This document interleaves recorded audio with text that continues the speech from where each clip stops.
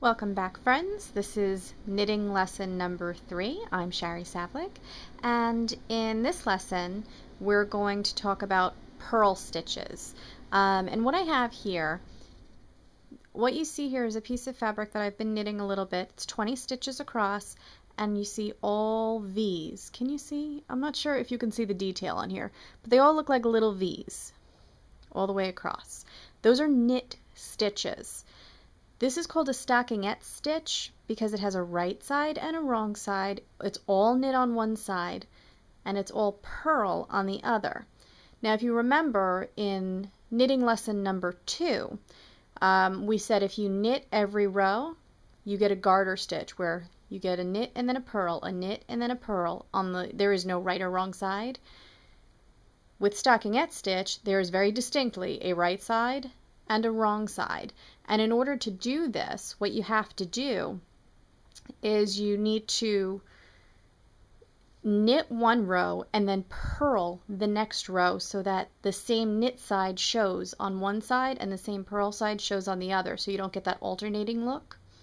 So to do this, I just started up a couple of rows with this. I'm up to a purl row. So this is where I'm going to teach you about the purl stitch. So let me get myself situated around the camera here. So what you're going to do is, remember, when you started to knit, we took the needle in your right hand and we slipped it under that loop right there. We're not doing that here. With a purl, we're doing the opposite, because remember, a purl is a backwards knit. So I'm going to go in my loop from the top this time. Okay? Can you see? Let me readjust this camera. Just give me one moment. Ooh. Okay, let's see. I think that's a better angle for you. So we're going to take the right needle and put it down through that first loop. Okay? And then we're going to take our working yarn and we're going to yarn over the right needle. I think my hand's in the way. It's hard for you to see. Okay, so you're going to yarn over, push it up through the same loop, pull it off the needle, pull tight. Let's do that again because I know it's a little tough to see. Down through the loop, yarn over, back up through the same loop, slip it off the needle. Down, yarn over, push it up, slide it off. Down, yarn over, push it up, and then we're going to slide it off. And again, down, yarn over, push it up, slide it off. Down, yarn over, push it up, slide it off. Okay? Does that make sense? Can you see what I'm doing here? I'm taking the tip of my needle on my right needle, putting it down from the top of the loop,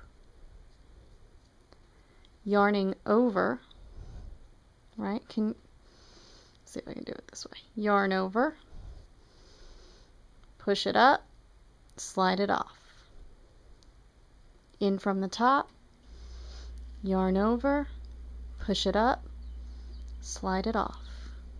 See how when I do that, I'm getting these little circles here that look like purls? That's why it's called a purl stitch. And if you turn this over, the back of it is a knit. So I'm keeping all my knits facing the same direction for my stockinette stitch. In through the top, yarn over, push it up, slide it off. In through the top, yarn over, push it up, slide it off. Okay, I'm about halfway through here. Let's keep going. Yarn over, push it up, slide it off. In through the top, yarn over, push it up, slide it off. Remember, your finished stitches are on your right needle, The stitches that need to be worked are on the left. In through the top, yarn over, push it up, slide it off. In through the top, yarn over, push it up, slide it off. In through the top, yarn over, push it up, slide it off. Okay, just a couple more, about 5 more. In through the top, yarn over, push it up, slide it off. In from the top, yarn over, push it back up through the same loop, see? Slide it off. In through the top, yarn over, push it up, slide it off. In through the top, yarn over, push it up, slip it off. Last one, and slip it off, and that is how you get your stockinette stitch. So here's my purl side, and here's my knit side. Now this is exactly why you don't want to do this without a border, because this stitch does curl badly. So if you do this, you want to make sure you have a border on there. I'll teach you how to do that in a future lesson. Happy knitting!